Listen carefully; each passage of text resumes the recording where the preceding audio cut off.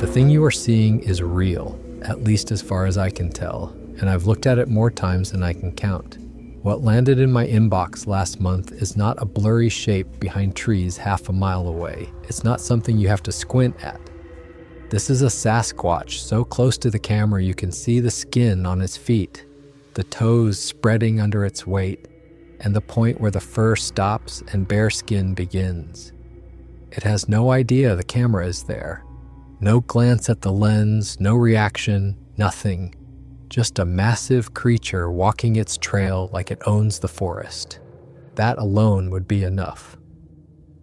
But there's a second clip. Same camera, same spot, different night, and in that one you can see its face. My name is Alex, and this might be the closest a Sasquatch has ever been to a camera without knowing.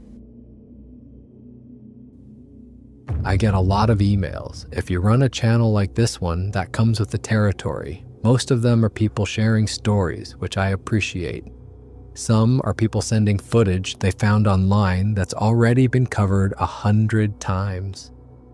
And every now and then, someone sends something that makes me stop what I'm doing and just stare at my screen. That's what happened about a month ago when I opened an email with no subject line and 2 video attachments. The email was short. Whoever wrote it wasn't trying to impress me or sell me on anything. They said they'd been watching my channel for a while, that they appreciated the way I handled this kind of material, and that they had something they didn't know what to do with. They said they'd been sitting on it for weeks, going back and forth about whether to send it to anyone at all. They'd thought about contacting their local news station, but every time they played that scenario out in their head, it ended the same way. Their name gets attached to the word Bigfoot. Their co-workers see it, their clients see it. And suddenly the career they spent years building takes a hit because of 10 seconds of footage from a hobby they do on weekends. I want to be clear about something. This person is not a Bigfoot researcher. They're not a hunter who goes out looking for signs. They're someone with a professional career, the kind of career where your reputation matters and where being taken seriously is everything. Trail cameras are just something they do for fun. They've had cameras set up on their property for years, mostly to see what kind of wildlife passes through. Deer, coyotes, the occasional bear, normal stuff.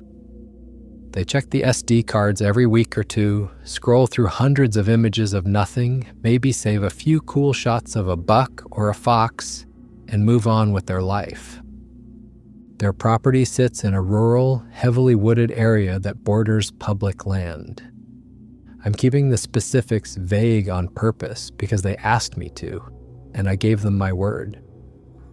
But picture the kind of place where your nearest neighbor is a solid drive away, and the forest behind your house stretches for miles in every direction.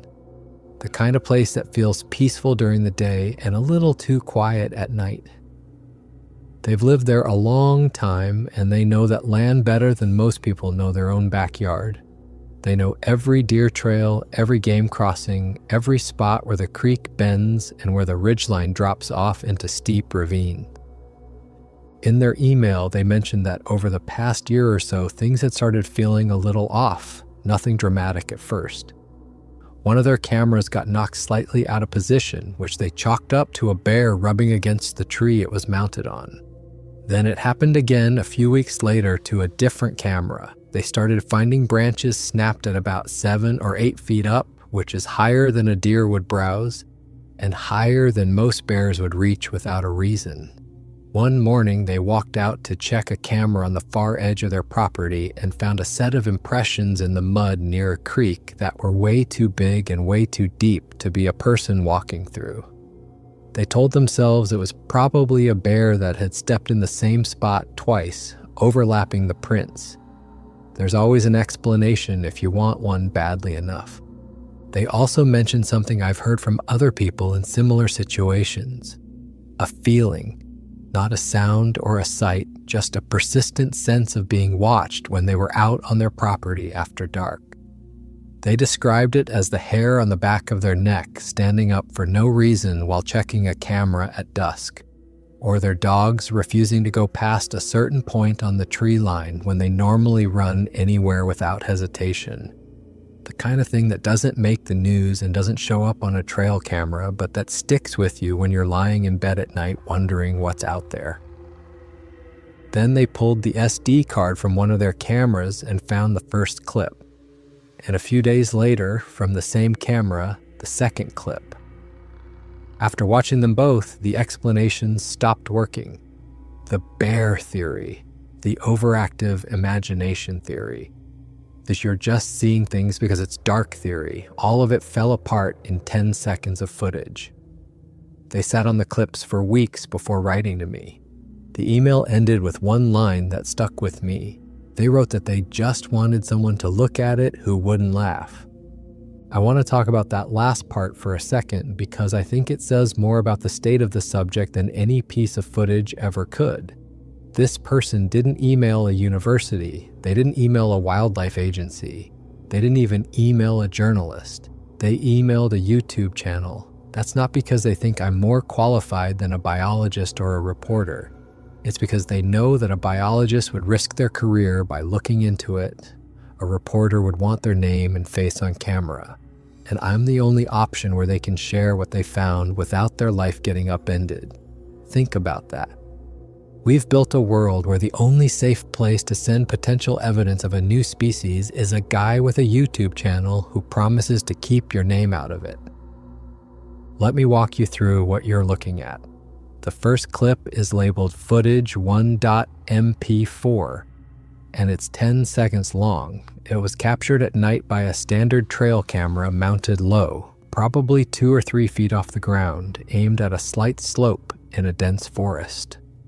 The forest floor is covered in pine needles and scattered with ferns and small plants. There's a thick, mossy tree trunk in the right side of the frame, and behind it, more trees fading into pitch black. The only light is the harsh infrared flash from the camera itself, which creates that washed-out greenish glow you see in every trail camera image. At the very start of the clip, the Sasquatch is already in frame, and it is close, uncomfortably close. You're looking at the lower body of something massive, and the detail is unlike anything I've seen in submitted footage before. The left foot is flat on the ground, bare and enormous. You can see the individual toes. You can see how they're splayed wide, pressed into the pine needles and dirt under what has to be several hundred pounds of weight.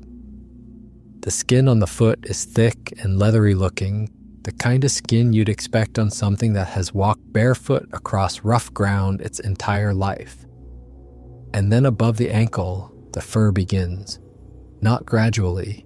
There's a visible transition line where the bare skin of the foot ends and the dense, matted, brownish-gray fur starts. The legs are enormous. Proportionally, they're thicker than any human leg you've ever seen, even someone who's been powerlifting for decades. The fur covering them is long and coarse, layered in a way that looks like it mats and clumps naturally from rain and moisture and movement through dense brush. Some sections hang in thicker clumps, while other patches lie flatter, the way real animal fur behaves after exposure to weather. Hanging at the creature's side is a hand, a massive hand with visible fingers. The arm itself hangs low, lower than a human arm would, and the hand reaches almost to the knee. The fingers are long and slightly curled, relaxed, not gripping anything. Just hanging there as the Sasquatch stands. By the 3-second mark the creature is in motion, it lifts that massive left foot and takes a step to the right. You can see the bare sole as the foot comes up off the ground, and you can see the muscles in the leg shift under the fur as the weight transfers. This is the detail that gets me. When something walks in a costume, the fabric moves as one piece. It bunches, it wrinkles, it shifts in ways that don't match what the body underneath is doing. In this footage, the fur moves the way real fur moves on a real animal. You can see the skin and muscle underneath driving the motion, and the fur follows. That's not something you can fake with a suit. I don't care how much money you spend on it. There's also the way it walks. The stride is confident and unhurried. This Sasquatch is not sneaking through the forest trying to avoid being seen. It's walking its trail the way a bear walks a trail it's used 1,000 times with complete ownership of the space. The footing is sure even on the sloped, uneven ground covered in pine needles and debris. There's no stumbling, no hesitation, no testing the ground before committing to a step. Whatever this is, it knows this terrain by feel. It doesn't need to see where it's stepping, its feet know. By the 6-second mark, the Sasquatch has moved to the right and is now passing directly behind that thick, mossy tree trunk in the foreground. The trunk is big, probably 2 feet across, and the creature passes behind it and keeps going.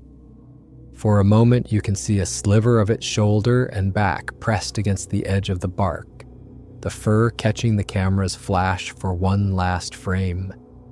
And then it's gone, swallowed by the darkness behind the trees. The remaining seconds of the clip show an empty forest, pine needles, ferns, the mossy trunk. Silence, like nothing was ever there. Think about the most famous Bigfoot footage in history, the Patterson-Gimlin film from 1967. That was shot from maybe 50 or 60 feet away on a shaky handheld camera while the person filming was on horseback. And that clip, as grainy and distant as it is, has been analyzed and debated for almost 60 years. It launched careers. It started organizations. It became the single most studied piece of cryptid footage ever captured. Now look at what we're dealing with here. A creature at point-blank range. A fixed camera that doesn't shake. Detail on the feet and skin that Patterson and Gimlin could never have dreamed of capturing with their equipment. If the Patterson film deserves 60 years of study, what does this deserve? I watched this clip probably 30 times before I even opened the second attachment. My first honest reaction was that it's one of the most detailed pieces of Sasquatch footage I've ever seen in terms of sheer proximity. You almost never get this close. Most footage is shot from a distance, through trees, often shaky, often blurry. This is a fixed camera that captured something enormous, walking right past it at point-blank range. But I also knew that a skeptic could watch this same clip and say it's only the lower body. No face, no head. Could be a very elaborate suit worn by a very large person. I've been doing this long enough to know that's always the pushback, and on this clip alone, I'd understand the argument. Then I opened the second clip. The second clip is also 10 seconds. Same camera, same exact location. You can tell because the mossy tree trunk is in the same position on the right side of the frame, the same ferns are visible on the forest floor, and the camera angle hasn't changed. But this was recorded on a different night. Different date on the timestamp, same trail, same creature. And this time it gives us something the first clip didn't. The clip opens at the 0-second mark with the Sasquatch standing extremely close to the lens. Both feet are planted on the ground side by side, and the hands hang low at its sides. The framing is similar to the opening of footage 1, that same overwhelming sense of scale when you see those massive bare feet and thick furred legs filling the lower half of the frame. But the positioning is slightly different. The angle of the body, the placement of the feet relative to the tree trunk. This is clearly a separate event, not the same clip re-edited or played back from a different point. This is the creature coming through on a completely different night, and the camera caught it again. At the 3-second mark, the Sasquatch takes a step and begins moving to the right, and this is where footage 2 becomes something else entirely. As the creature turns and steps, the camera catches its upper body and its head. For the first time across both clips, you can see the face. I need you to pause and really look at this frame, because it might be the most important frame of Sasquatch footage you'll ever see. The head sits on massive shoulders with almost no visible neck, the way you'd expect on something built for raw power rather than flexibility. The brow is heavy and pronounced, jutting forward above the eyes. The face is partially covered in shorter fur, but the features underneath are visible. This is not the flat face of a gorilla or the elongated snout of a bear. The proportions are somewhere in between human and ape, leaning more toward something ancient, something that looks like it belongs in a different era of history entirely. The jaw is wide and heavy. The brow ridge is thick. The eyes sit deep under that ridge in a way that catches the flash and gives them a faint reflective quality. The hair on the head is longer than the body fur, falling around the face and shoulders in thick, tangled sections that look like they've never been groomed by anything other than wind and rain and branches. If someone showed you this face with no context and asked you what you were looking at, you wouldn't say human and you wouldn't say ape. You'd say something in between, something old. I've spent a lot of time looking at alleged Bigfoot faces in footage and photographs over the years. Most of them are pareidolia, which is just a fancy way of saying your brain is finding a face in random shadows because that's what human brains are wired to do. A dark patch between two branches becomes eyes. A knot in a tree becomes a mouth. You want to see a face so badly that your brain builds one for you out of nothing. This is different. This face isn't assembled from shadows and wishful thinking. It's attached to a body with feet and legs and arms and hands that you already watched walk past this camera on a previous night. The face in footage 2 doesn't exist in isolation. It exists in context, and that context is everything. The body is massive through the chest and shoulders, far wider than any human frame I've ever seen, and covered entirely in that same dense, matted, brownish-gray fur. As the creature turns its body to move to the right, you can see the way the fur on the back shifts and moves independently of the fur on the arms and sides. Again, that's not how a costume behaves. A suit moves as one piece. Real fur on a real body has layers that shift at different rates depending on the muscle movement underneath. You can see the trapezius and the shoulder muscles driving the turn, and the fur responds to each movement with a slight delay, the way real hair and fur always does. By the 5-second mark, the Sasquatch is almost behind the tree. You can see a patch of its fur and back pressed against the edge of the trunk as it passes.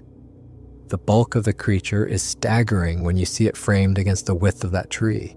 The trunk is easily 2 feet across, and this thing dwarfs it. By the 7-second mark, the frame is empty. Same forest, same ferns, same silence. Whatever walked through is gone, absorbed into the black wall of trees behind the camera's flash range. By the time the last few seconds play out, you're looking at a completely still, completely empty forest, and the only proof that something was there is the footage you just watched. I sat in my chair for a long time after watching footage 2. The face changes everything. Without the face, footage 1 is extraordinary but arguable. With the face, you have a complete picture. Feet, legs, hands, arms, body, shoulders, head, face. All captured across 2 separate nights by a fixed camera with no human operating it. This is not someone holding a phone and chasing a shadow through the woods. This is a camera that was strapped to a tree and left alone, doing what it was designed to do, and on 2 different occasions, something that should not exist walked right past it without ever knowing it was there. I want to step back from the frame-by-frame breakdown for a minute and talk about what these 2 clips together actually tell us, because individually, each clip is remarkable. But together, they tell a story that is arguably more important than any single frame of Bigfoot footage ever could. this Sasquatch is using the same path. It walked through the specific spot on one night, and it came back and walked through the exact same spot days later. Same direction of travel, same general body positioning relative to the camera and the tree. This is a route. This creature has a trail through this section of forest, and it uses it regularly. And that detail, more than the clarity of the fur or the size of the feet or the face in footage too, is what convinces me that this is real. Here's why. If you were going to hoax Bigfoot footage, you would do it once. You'd put on your suit, walk past the camera, and you'd have your clip.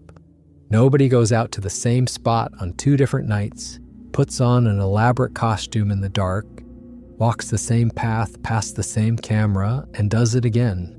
For what purpose? There's no audience out there the second time. The camera doesn't care how many times you walk past it. Hoaxers want one good clip they can upload and get attention from. They don't stage repeat performances for a trail camera that nobody checks for 2 weeks. But you know what does use the same path through the forest on multiple nights? Every large mammal on the planet. Deer follow game trails. Bears have routes they walk seasonally. Mountain lions patrol territories along consistent corridors. Wolves run the same ridgelines their packs have used for generations. If Sasquatch is a real biological creature, it would behave the exact same way. It would have areas it moves through, paths it's comfortable with, trails it's used for years or maybe decades. And a camera mounted on one of those trails would capture exactly what these 2 clips show. The same animal, the same route, different nights. This is textbook wildlife behavior caught by a camera doing exactly what trail cameras were designed to do. I personally think the behavioral evidence here is stronger than any physical detail in the footage. You can argue about fur texture until the end of time. You can argue about whether something is a suit or real skin. But you can't easily explain away the fact that whatever this is came back. It didn't come back because it was staged. It came back because this is its trail. That kind of consistency points to a living animal with a territory and a routine, not a guy in a costume trying to go viral. Something else worth mentioning. In both clips, the Sasquatch is walking in the same direction, left to right in the frame, moving past the tree and into the darkness on the other side. That's not random. That tells you which direction this trail runs through the forest. If you could map it, you'll probably find that this path connects 2 areas that matter to the creature: a water source and a bedding area, a feeding zone and a ridge where it can observe, something functional. Because that's how animals move. They don't wander randomly. They go from point A to point B along the most efficient route, and they do it the same way every time. This creature is doing exactly that, and the camera happened to be sitting on the route. I keep thinking about what would happen if this emailer put more cameras out. Not 1 camera, but 10 of them, spaced along the direction this Sasquatch is traveling. If it walked past 1 camera twice in a matter of days, it's almost certainly walking past other points along the same corridor on a regular basis. You could potentially map an entire route, an entire territory. That's the kind of data that would change this conversation overnight. And it's sitting there waiting to be collected by anyone brave enough to try. After I watched the footage, I wrote back to the person who sent it. I had questions. Not about the camera settings or the timestamps, but about the land itself, about the area, about whether anything like this had ever happened before.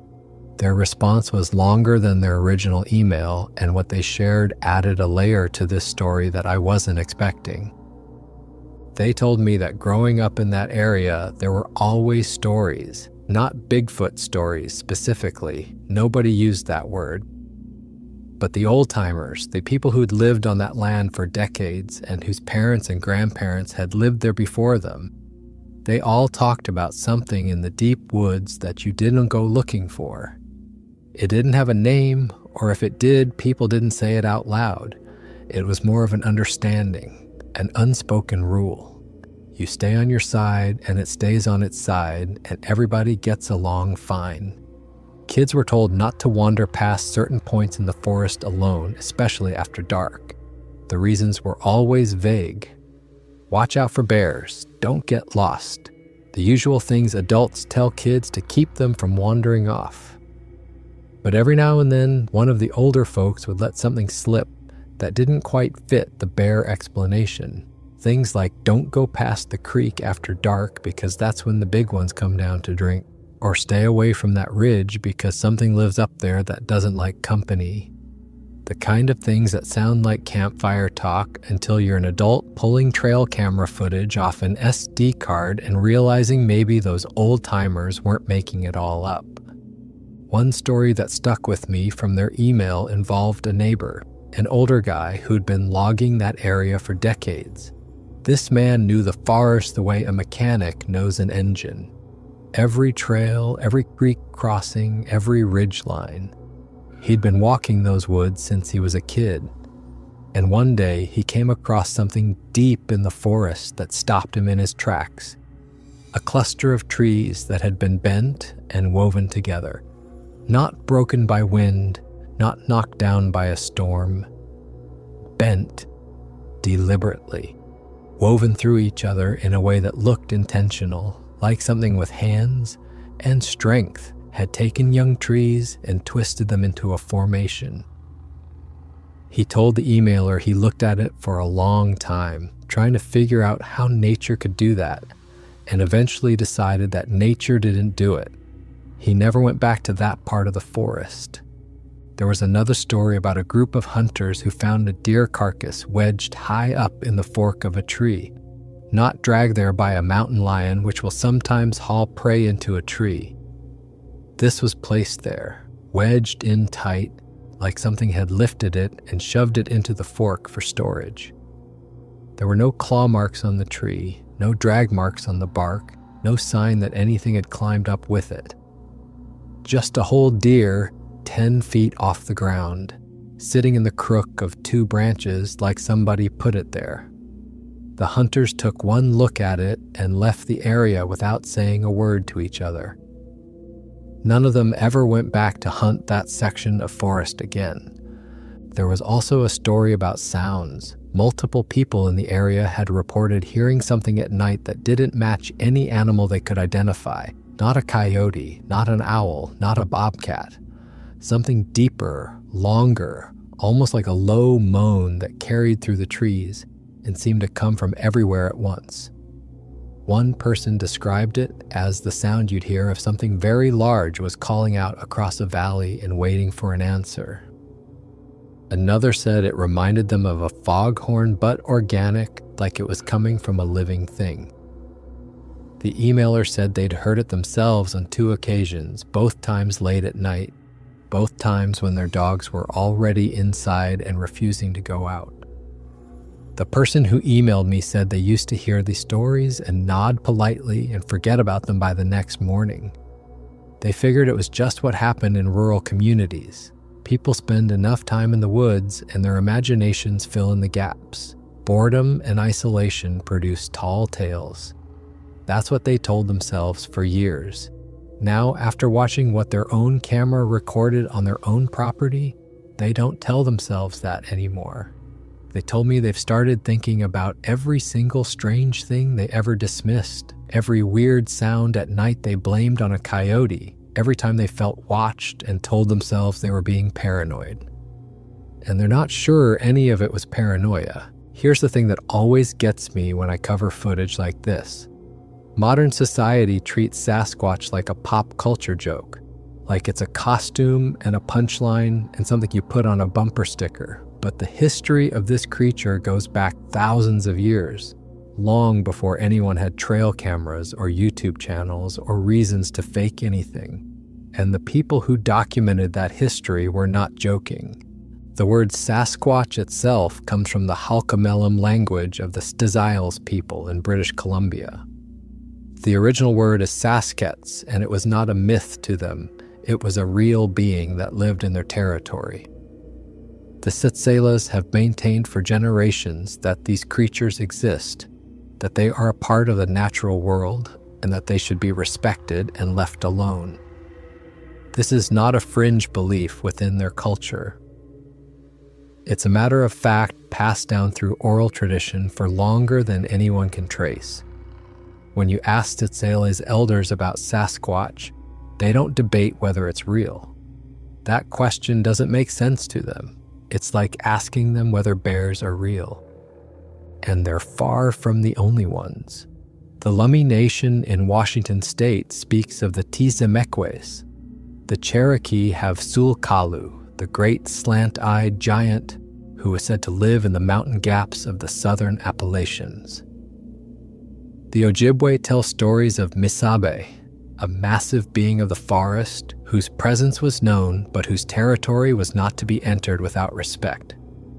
The Spokane people have their own traditions, the Yakama, the Quinault, the Salish, the Dena'ina in Alaska, the Tlingit along the Pacific coast. Tribe after tribe across the entire forested expanse of North America has a name for something that matches the same basic description. Tall, covered in hair, bipedal, immensely strong, keeps to itself, watches from the tree line. What gets me about these traditions is how consistent they are across cultures that had no contact with each other. The Cherokee in the southeast and the Tsales in the Pacific Northwest were separated by thousands of miles and had completely different languages, customs, and belief systems. And yet they both documented the existence of a large, hair-covered, bipedal being living in the deep woods. The details vary. Some traditions describe them as protectors of the forest, some as dangerous beings you don't want to cross, some as guardians of sacred places, some as simply part of the landscape. No more unusual than a bear or an elk, just harder to see and smarter about staying hidden. But the core description stays the same across every single one of them. I personally think it's one of the most arrogant things in modern Western culture to look at thousands of years of indigenous oral tradition across dozens of separate nations and dismiss it as mythology. These were people who lived on the land. They didn't read about the forest in a book. They lived in it. They knew every animal, every plant, every seasonal pattern in their territory. Their survival depended on accurate knowledge of the natural world around them.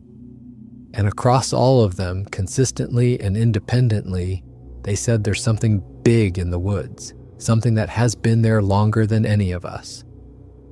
Maybe we should start listening to the people who were here first. When I think about the footage that was sent to me and the stories the emailer grew up hearing, it all starts to connect. The old-timers in their area were saying the same thing those indigenous nations said centuries before them. Something lives in the deep forest. It keeps to itself. It uses paths and corridors through the trees the way any animal does. And if you're unlucky enough or lucky enough to be in the right spot at the right time, you might see it. Or in this case, your camera might. And here's what's interesting about the connection between the old folklore and modern footage like this. The traditions almost universally describe these creatures as nocturnal, or at least most active at night. They describe them as using established routes through the forest. They describe them as aware of human presence and actively avoiding it. Every single one of those behavioral traits is visible in these two clips. Nighttime activity, an established route, zero interest in the camera or any human presence. The folklore didn't predict this footage, but the footage fits the folklore so perfectly that it's hard to ignore. When the oldest stories your culture has and the newest technology you own are telling you the same thing, maybe the answer isn't as complicated as we make it. So here's the question that eats at me. If this footage is what it appears to be, and I believe it might be, then we are looking at two of the closest recordings of a Sasquatch ever captured. We have anatomical detail that you simply do not get in normal Bigfoot footage. We have behavioral consistency across 2 separate nights. We have a face. And the person who owns this footage can't do anything with it publicly, not because they don't want to, because they can't afford to. I've talked to enough people off the record to know that this is not unique. This person's situation is the norm, not the exception. I've had law enforcement officers email me about things they've seen on patrol in rural areas and beg me not to use their names. I've had wildlife biologists admit in private that they've found tracks and evidence they can't explain but would never put their names to publicly because it would end their academic careers. I've had lifelong hunters, the kind of men and women who know the woods better than anyone alive, tell me about encounters that change the way they see the world and then ask me to never connect their stories to their identities. The stigma around the subject is one of the most effective suppression mechanisms I've ever seen. And the worst part is that nobody had to design it. It just happened naturally.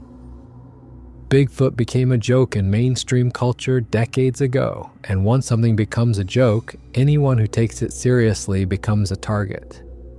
Your coworkers laugh about it at the water cooler. Your friends bring it up at every barbecue for the rest of your life. Your clients start wondering if the person managing their accounts also believes in the tooth fairy. It doesn't matter that you have footage. It doesn't matter that you know what you saw. The social cost of saying it out loud is higher than most people are willing to pay. And here's what makes it truly self-defeating. The people with the best evidence are usually the ones with the most to lose. They're landowners, professionals, people with established lives and reputations in their communities.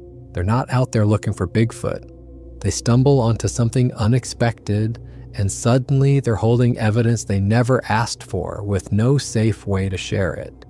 So the best footage stays buried on SD cards in desk drawers, and the footage that does go public tends to come from people with less credibility, which makes it easier for the mainstream to dismiss the entire subject, which makes the next person with good footage even less likely to come forward. The cycle just keeps feeding itself year after year. What frustrates me even more is the total absence of any institutional response. If someone found a trail camera video of a new bear species in North America, there would be wildlife biologists on a plane within a week. There would be funding. There would be a research team. But when the subject is Bigfoot, the institutional world goes silent. No wildlife agency is going to dispatch a team to investigate trail camera footage of a Sasquatch because no one in that agency wants to be the person who authorized it. The career risk flows uphill the same way it flows down. The field biologist doesn't report it because their supervisor won't take it seriously. The supervisor doesn't take it seriously because the department head would never approve resources for it. And the department head knows that if they put Bigfoot on a budget line, they'll be looking for a new job by next quarter. So nothing happens, nobody goes, nobody looks, and the footage stays in someone's inbox. I want to ask you something directly. If this was you, if you checked your trail camera tomorrow and found these 2 clips on the SD card, what would you do? Would you go to the news? Would you post it on social media with your real name attached? Or would you sit on it, delete it maybe, and go on with your life pretending you never saw it? Think about that honestly, because the answer you just gave yourself in your head is the same answer hundreds of people across this country have already given. And it's the reason we're still having the debate about whether Bigfoot is real instead of studying it. I've been looking at footage like this for years. I've seen hundreds of submissions, shaky phone videos filmed from a car window, distant, dark shapes that could be anything. Trail camera photos where you need someone to draw a red circle before you can even find the supposed Bigfoot in the frame. Most of it is nothing, some of it is interesting. Every now and then something comes along that's actually good. And then there's this. This footage sits in a different category for me, not because of any single frame, but because of what the 2 clips together represent. The proximity in footage 1, where the Sasquatch walks right past the lens and you can count the toes on its feet. The face in footage 2, where for just a moment the camera captures the one thing that's almost always missing from Bigfoot footage, an actual look at what this creature is. The behavioral consistency of two separate recordings on the same trail on different nights, showing the same animal using the same route, and the total, complete lack of any awareness that a camera is there. That last part is huge. In hoax footage, there's almost always a tell, a glance, a turn toward the camera, an angle that seems a little too convenient. This thing doesn't know it's being filmed. It's just walking its trail. I'm not going to sit here and tell you this is 100% real. I've learned the hard way that the harder you push in this space, the more people push back. I'm not trying to convince anyone of anything. What I am going to tell you is what I see when I watch these clips, and what I see is footage that checks every box I look for and fails none of the tests I usually apply. The proportions are not human. The movement is not human. The fur behavior is not consistent with a costume. The anatomical detail on the feet is not something you get from a suit. The face is not a mask. And the fact that it came back a second time on a different night rules out the most common hoax scenario, which is someone dressing up once for the camera and hoping for the best. If these creatures are real, and I personally believe the evidence suggests they are, then they use habitual paths through their territory the way every other large mammal on this planet does. They have routes, they have patterns. They move through the forest on trails they've walked for years or maybe decades. And if that's the case, then fixed trail cameras are exactly the technology that should be catching them. Not people with phones, not search parties crashing through the underbrush, scaring everything within a mile radius.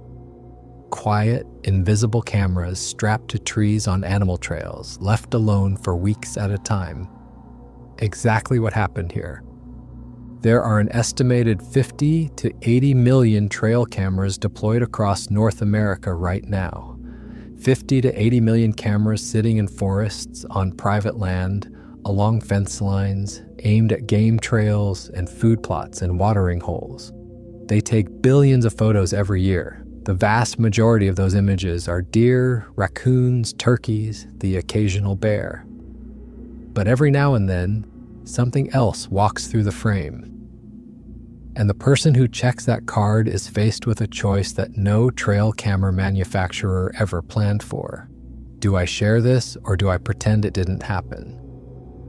Based on the emails I get, I can tell you which option most people choose. And it's not the one that advances what we know. The thought that keeps me up at night is this: how many other people have footage like this sitting on an SD card in a drawer somewhere? How many trail cameras across this country have recorded something that shouldn't exist, and the person who owns that camera looked at the clip, felt their stomach drop, and then quietly deleted it because they didn't want to be the Bigfoot person at their job? I think the number is higher than any of us realize. I think the evidence is out there, scattered across thousands of private properties in rural America, captured by cameras that were set up to watch deer and ended up watching something else entirely. And most of it will never see the light of day because the cost of sharing it is too high. To the person who sent me these clips, I want to say thank you. I know what it took to hit send on that email. I know you sat there for weeks wondering if it was worth the risk, and I hope you feel like it was. Your footage deserves to be seen even if your name never gets attached to it. And to everyone else watching this, if you've seen something, if you got footage you've been sitting on, if you've had an experience you've never told anyone about because you're afraid of what people would think, my inbox is always open. You don't have to use your real name. You don't have to share anything you're not comfortable with. But if you've got something that the world needs to see, I'd rather it end up here than deleted off an SD card and lost forever. Thank you for watching, and if you made it this far, do me a favor and drop a comment telling me what you think about this footage. Real or fake, I want to hear your honest opinion. I'll see you in the next one.